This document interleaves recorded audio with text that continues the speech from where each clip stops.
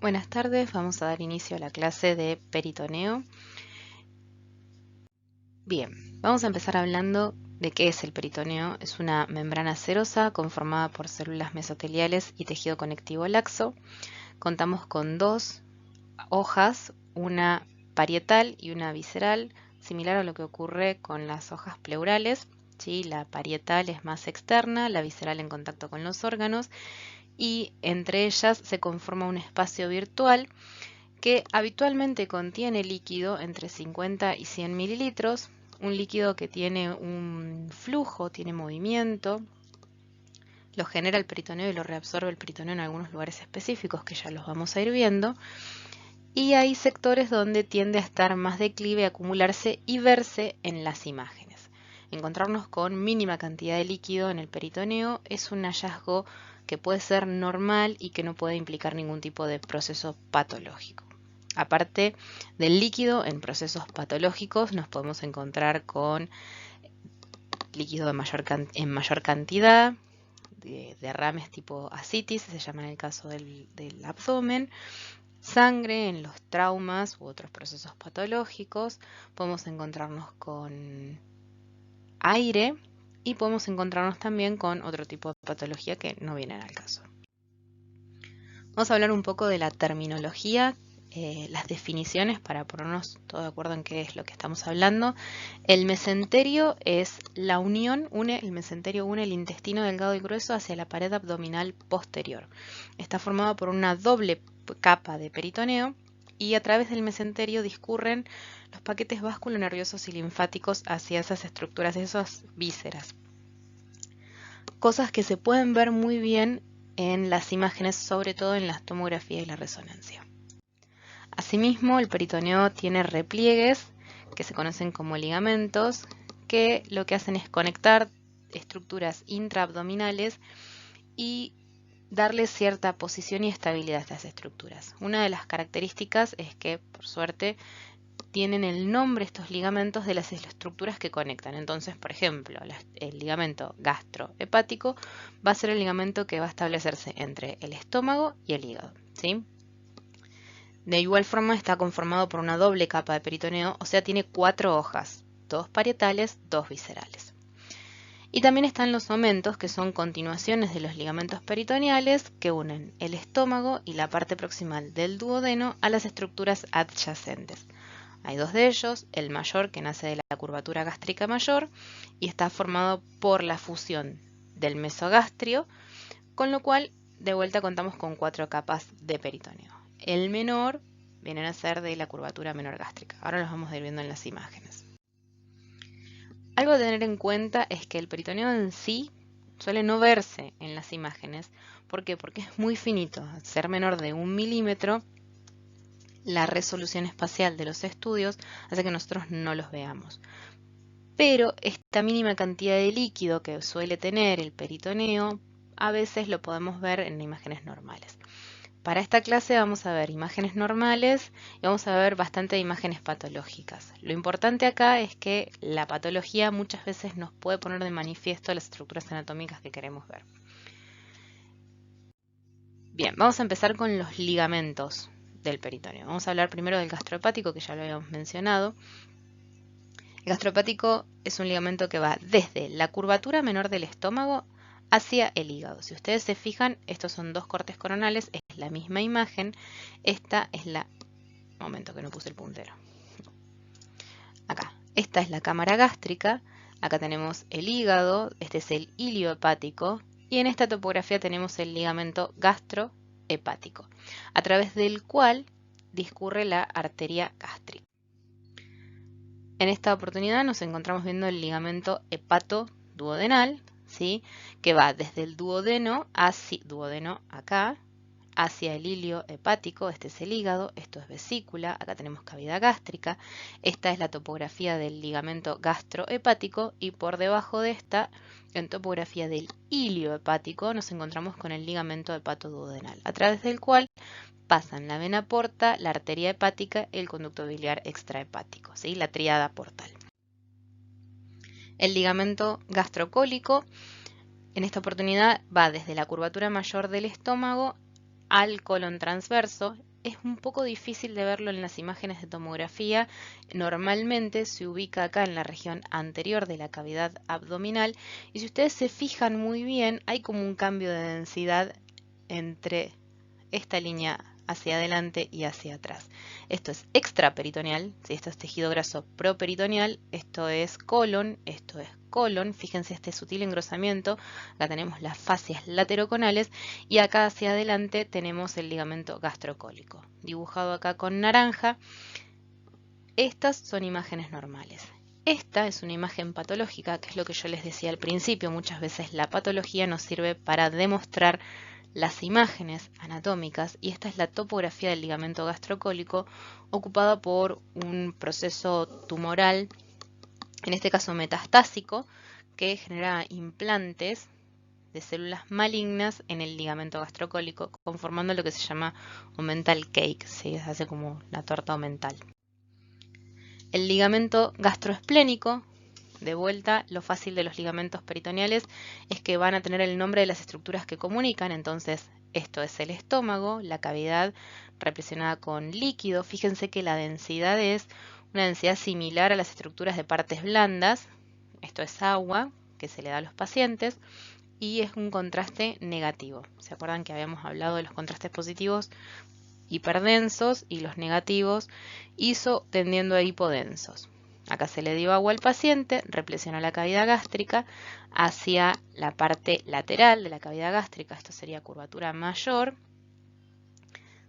Tenemos el ligamento gastroesplénico entre el estómago y el vaso. En la topografía del ligamento gastroesplénico nos vamos a encontrar con los vasos gástricos cortos y los gastropipoloicos izquierdos. Este espacio reviste vital importancia en la evaluación de los pacientes con hipertensión portal que empiezan a abrirle estos vasos, a dilatarlos y ahí es donde los vamos a ir a buscar. El ligamento esplenorrenal, ¿sí? De vuelta. El nombre nos va a indicar qué dos órganos se están vinculando. Acá tenemos polo inferior del vaso, cámara gástrica, y este es el riñón izquierdo. Esto es un coronal donde vemos un volumen oblicuo del riñón, no es exactamente el riñón en un corte longitudinal. Fíjense que el polo superior del riñón no lo vemos muy bien, vemos el hilio renal, vemos bien el polo inferior y vemos el espacio del ligamento esplenorrenal, ¿sí? Vemos acá estas estructuras tubulares densas, son las estructuras vasculares, la arteria esplénica distal y la vena esplénica proximal, ¿sí? Esta es la aorta, esta es la vena cava inferior. La aorta, fíjense que tiene unas áreas como de punteado hiperdenso, esas son calcificaciones ateromatosas. Y la arteria a la izquierda de la vena que está a la derecha. Es una referencia anatómica para saber cuando vemos las raíces del mesenterio, el vaso que está a la izquierda es el vaso arterial, el vaso que está a la derecha es el vaso venoso. El ligamento falciforme va desde la cara diafragmática del hígado hacia la pared abdominal y en su interior contiene un remanente de la vida intrauterina que es la vena umbilical que se oblitera, se cierra, es decir, que se oblitera es que se cierra, se fibrosa y se ve así como denso. Esto es un caso de paciente patológico, fíjense que tiene mucho líquido, fíjense la densidad que tiene en la cavidad abdominal y acá tenemos la glándula hepática. Este es el lóbulo caudado, ¿se acuerdan de la clase anterior? Acá vemos parte de la cámara gástrica y este es el vaso, un corte axial de tomografía que nos permite el líquido separar las estructuras, es decir, el hígado está separado de la pared abdominal anterior y podemos ver el ligamento falciforme, acá coloreado con naranja. Continuamos. El ligamento frenocólico va desde el ángulo esplénico del colon hacia la izquierda, ángulo esplénico del colon, hacia el diafragma izquierdo, ¿sí? Hacia la pared abdominal lateral. Esta imagen de acá es una tomografía en corte coronal y a este tipo de estudio se llama peritoneografía, que se coloca a través de un catéter con contraste, en este caso es un contraste positivo, distinto a lo que veíamos en la cavidad gástrica, que era más hipodenso. Este es un contraste positivo, es hiperdenso. Para la cavidad peritoneal, como irrita se irrita fácil la cavidad peritoneal, el tipo de contraste que se usa es yodo diluido. Y podemos ver no solamente los ligamentos, como vemos acá en la flechita esta, que se ve un poco mal, pero es una flechita. Vemos el ligamento frenocólico. Vemos parte de los espacios peritoneales. Entonces podemos ver la gotiera o corredera parietocólica derecha, la izquierda, y podemos distinguir parcialmente los espacios peritoneales, supramesocólico e inframesocólico, los cuales van a estar divididos por el mesocolon transverso, como vamos a ver más adelante. En esta diapositiva vemos el mesocolon transverso. De vuelta, es difícil identificar en las imágenes las partes, las fascias y el peritoneo en sí, porque es finito, entonces buscamos imágenes patológicas, como es en este caso que tiene mucho líquido. Este paciente tiene una ascitis, tiene líquido en la cavidad peritoneal. Eso es consecuencia de la cirrosis hepática que tiene. Esto es la glándula hepática completamente patológica. Pero podemos ver en esta topografía, fíjense cómo es un área más hipodensa. Este es el mesocolon transverso, ¿sí? Es lo que conecta la pared posterior del colon transverso con la región posterior de la cavidad abdominal. Y divide la cavidad abdominal en el espacio supramesocólico y el inframesocólico. Y estas estructuras punteadas que vemos en su topografía son las estructuras vasculares, nerviosas y linfáticas que van y vienen hacia las vísceras, en el caso del colon transverso, en el mesocolon transverso. En esta imagen axial de acá, la dejé para explicar después, porque es un poquito más difícil de ver. Esto es el páncreas. Si esta es la cara anterior del páncreas, este es el colon transverso. El colon transverso no es tan recto como aparece en los atlas ilustrados de anatomía. Tiende a ser un poquito como más ondulante, entonces lo vemos como con volúmenes parciales. Esto es el colon transverso, y si ustedes se fijan acá en esta peritoneografía, vemos un poquito de líquido que se mete a nivel del mesocolon transverso. Aparte de eso, podemos ver el riñón derecho, el riñón izquierdo, el vaso, el hígado, acá vemos la vesícula, y vemos los espacios perihepático, periesplénico inferiores. Es casi la comunicación con las correderas parietocólicas, derecha e izquierda. Correderas o gotieras, se lo dice de las dos formas.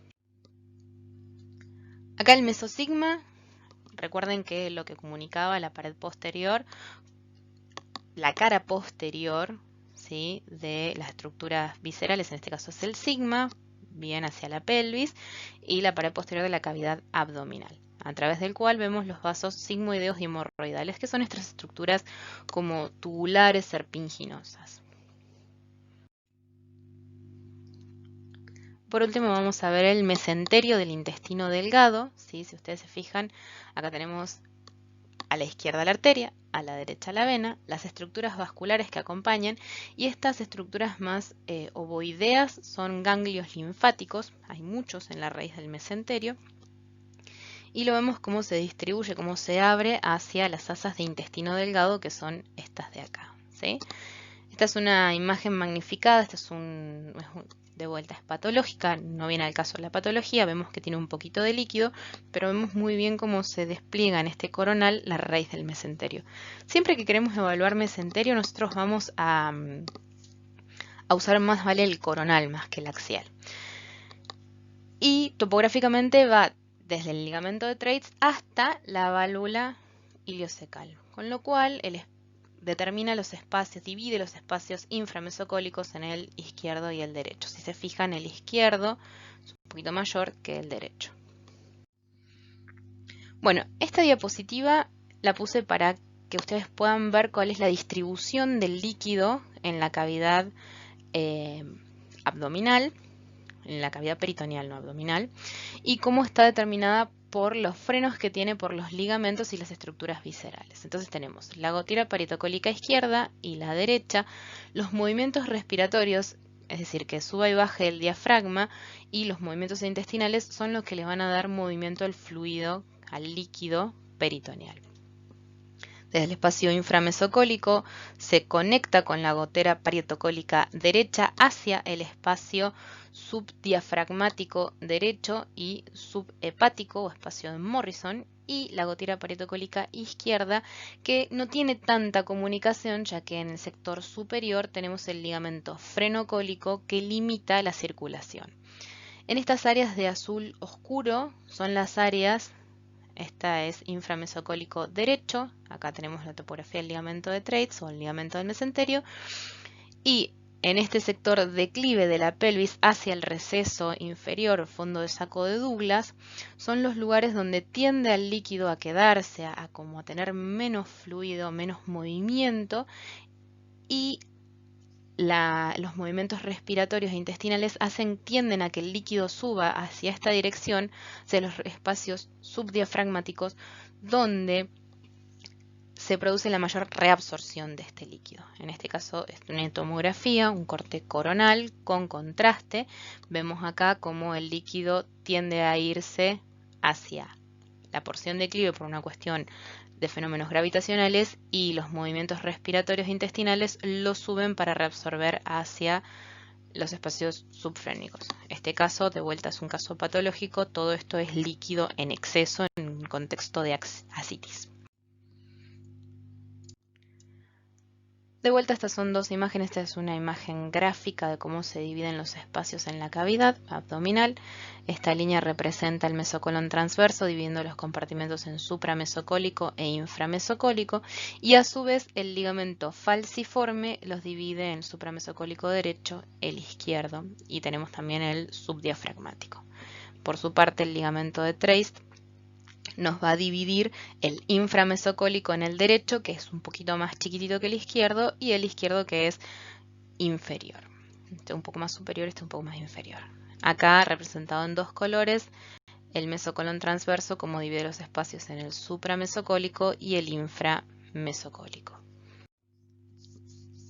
Bien, para hablar de los espacios supramesocólicos vamos a utilizar estas dos imágenes. Este es un axial, este es un coronal de tomografía, ambas con contraste, ambas son pacientes patológicos. Tenemos acá el hígado, el estómago, el bazo, y acá vemos el ligamento falciforme. Entonces, referenciado con 1, el subfrénico derecho, tenemos el hígado hacia atrás, la pared abdominal anterior hacia adelante y el ligamento falciforme. Otro de los ligamentos que delimita este espacio es el ligamento coronario del hígado, ¿sí? Medialmente lo delimita hacia arriba, acá sería. Este es el perihepático, que es anterior, está anterior al lóbulo hepático izquierdo, pared anterior y parte del ligamento coronario hacia acá. Y después el subfrénico izquierdo, que va a delimitar con la pared anterior de la cavidad abdominal y con el bazo medialmente. El espacio subhepático de Morrison, que se ubica entre el borde inferior de la glándula hepática y el polo superior y borde posterior del riñón derecho, de suma importancia en la valoración de el trauma, por ejemplo. Vamos a buscar siempre líquido.